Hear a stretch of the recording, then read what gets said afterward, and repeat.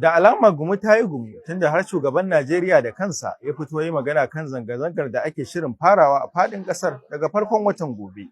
Shugaba Bola Tinubu ya roƙi masu shirin zanga-zangar da su jingina shirin nasu domin kuwa saƙonsu ya isa gare shi har ma ya ƙudiri aniyar biya musu buƙatunsu gaba ɗaya. Kamar yadda ministan watsa labarai na ƙasar Muhammad Idris ya bayyana a fadar gwamnatin Najeriya bayan wata ganawa da shugaban ƙasar.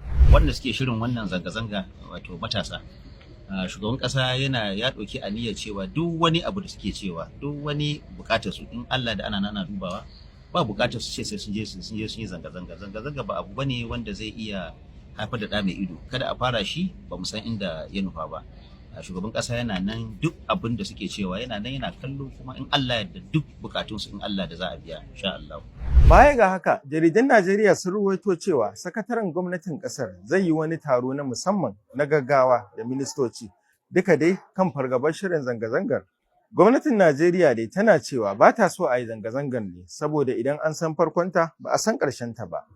Gwamnatin ta ba da misali da abin da ya faru a Libya da Syria da abin da ke faruwa a halin yanzu a Bangladesh da kuma Kenya. Wata takarda da ta shafa kwanaki tana yawo a kafafen sada zumunta ta jero wasu buƙatu da masu shirya zanga-zangar da aka yi wa taken End Bad Governance in Nigeria suke nema a biya musu. Buƙatun sun haɗa da mayar da farashin man fetur zuwa Naira 100 kacal akan kowace lita da magance matsalar yunwa da rashin tsaro da kuma gyara kan dokokin zaɓe da sakin duka mutanen da aka kama lokacin zanga-zangar EndSARS waɗanda har yanzu suke ci gaba da kasancewa a tsare. Sauran buƙatun masu shirin zanga-zangar sun haɗa da mayar da mafi ƙarancin albashi ya koma Naira 300,000 da ba da ilimi kyauta tun daga matakin firamare har zuwa jami'a.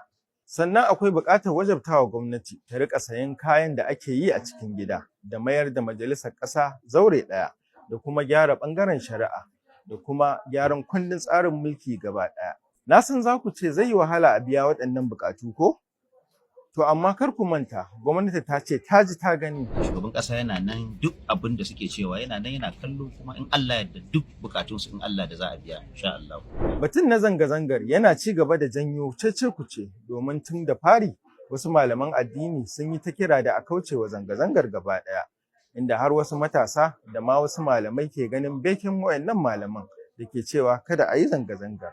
Tuni dai wasu fitattun mutane musamman 'yan siyasa masu hamayya suka nuna cikakken goyon bayansu ga masu shirya zanga-zangar.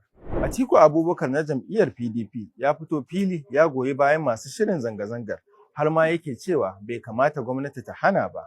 Haka shi ma Peter Obi na jam'iyyar LP da tsohon ministan wasanni wato Solomon Dalon duka sun goyi bayan shirin zanga-zangar. Sai dai wasu fitattun 'yan ƙasar kuma ba su fito kai tsaye sun goyi bayan masu zanga-zangar ba, amma sun yi kira da gwamnati da kada ta kyari matasan, sannan kuma sun yi kira da su matasan da su yi zanga-zangar cikin lumana, kada su ɓata rawarsu da tsalle.